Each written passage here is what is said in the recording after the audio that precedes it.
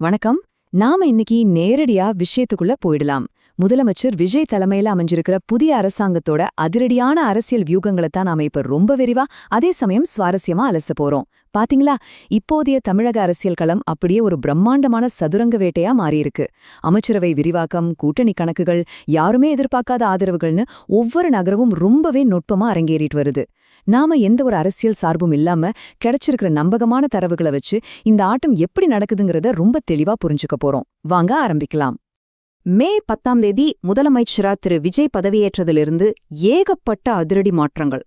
பதவியேற்ப முடிஞ்ச ஒரு வாரமா எந்த இலாக்காவும் ஒதுக்கப்படாமலேயே இருந்த நிலையில இன்னைக்கு சரியா 9 தாமவேக அமைச்சர்களுக்கு அதிகாரப்பூர்வமா இலாக்காக்கள் ஒதுக்கீடு செய்யப்பட்டிருக்கு. சரி, இது ஒரு புது அரசாங்கத்தோட இயல்பான தொடக்கம் தானே அப்படின்னு நீங்க நினைக்கலாம். ஆனா இங்கேதான் நம்ம ரொம்ப உன்னிப்பா கவனிக்க வேண்டிய ஒரு விஷயம் ஒளிஞ்சிருக்கு. இந்த 9 பேருக்கு மட்டும் இலாக்காக்களை ஒதுக்குனதுல என்ன அரசியல் நுணுக்கம் இருக்குன்னு கொஞ்சம் டீப்பா யோசிக்கணும்.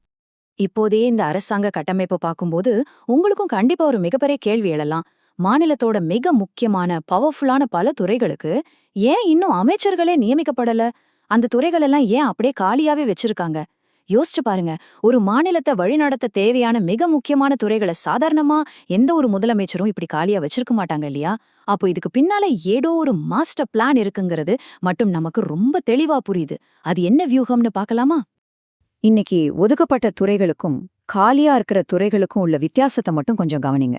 நிதி, நீர்வளம், கனிம வளம், பொதுப்பணித்துறை, சுகாதாரம், அப்புறம் பள்ளிக்கல்வி, இப்படி அத்தியாவசியமான துறைகளுக்கு அமைச்சர்கள் வந்துட்டாங்க. ஆனா பத்திரப்பதிவு, போக்குவரத்து, இந்து சமய அறநிலையத்துறை, வீட்டு வசதி, அப்புறம் உயர்கல்வி மாதிரியான ரொம்பவே சக்தி வாய்ந்த மக்களோட நேரடி தொடர்புல இருக்கிற துறைகள் ஏன் இன்னும் யாரும் கொடுக்கப்படல?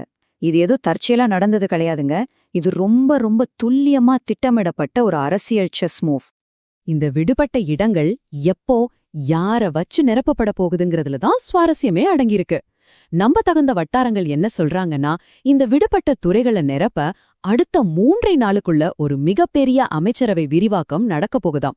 முதலமைச்சர் விஜய் அதுக்கான வேலைகளை தீவிரமா செஞ்சுட்டு வரதா சொல்லப்படுது. இந்த மிஸ்ஸிங் பீசஸ் எப்படி பொருந்த போகுதுங்கிறது தான் இப்போ ஒட்டுமொத்த தமிழக அரசியலையும் பயங்கர பரபரப்பா வச்சிருக்கு.